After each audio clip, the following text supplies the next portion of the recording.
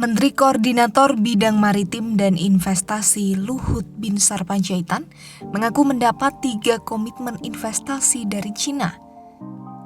Tak tanggung-tanggung, nilai komitmen investasi itu sekitar 55 hingga 62,9 triliun rupiah.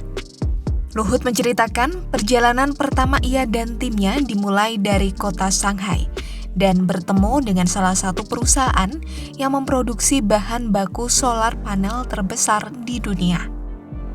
Pertemuan ini sebagai langkah finalisasi atas komitmen investasi 62 triliun rupiah.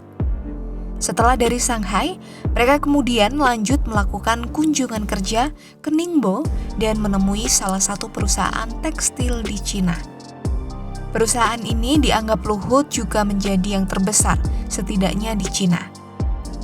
Bahkan diibaratkan Luhut, perusahaan ini semacam Foxconn, tetapi menyuplai bahan baku untuk produksi brand Nike, Adidas, Puma, hingga Uniqlo. Sebelum kembali ke tanah air, anak buah Luhut juga sempat mengunjungi Shenzhen untuk bertemu perusahaan otomotif BYD untuk memfasilitasi pabrik mereka yang bakal dibangun di Indonesia. Perusahaan tersebut juga telah mengumumkan harga untuk setiap serinya, mulai dari 425 juta hingga 719 juta rupiah. Selain itu, perusahaan tersebut juga berkomitmen untuk membangun pabrik lokal di Indonesia.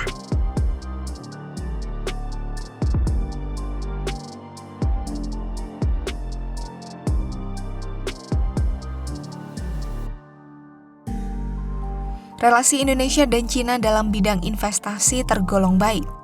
Presiden Jokowi konsisten meningkatkan kerjasama ekonomi dengan Cina sambil tetap membuka pintu lebar-lebar bagi negara lain.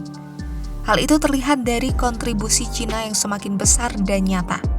Bila dilihat dari investasi asing langsung atau foreign direct investment, selama 2015 triwulan 3 2020, Cina menempati posisi ketiga terbesar dengan nilai 17,29 miliar dolar AS.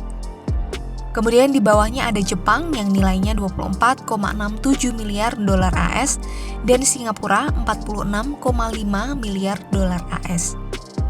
Data ini didapat dari Badan Koordinasi Penanaman Modal atau BKPM pada 2020.